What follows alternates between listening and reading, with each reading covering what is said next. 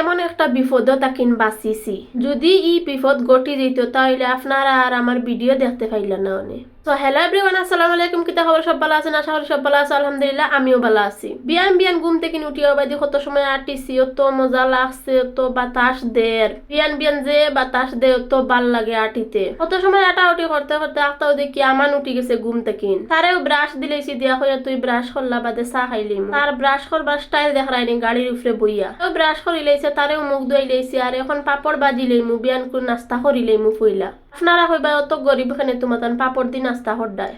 আমরা রে বাওলা গরিব বুঝছনি। পাপড়ও বাজি লাইছি, আর এখন আই গেছি চা খাওয়াত। আপনারা মনে করবা কিতা বিপদ হইল আর কইলাম না আপনারা রে। ভিডিও দেখো আর তোরা ধৈর্য ধরো, এমনেও কইমু আমি। চাও খাইয়া আই গেছি ফইলাও সবজি কাটাত। আমার ডেইলি এক জাতির ভিডিও আপনারা দেখিয়া ভালো লাগে কি লাগে না এটাও আমি জানি না।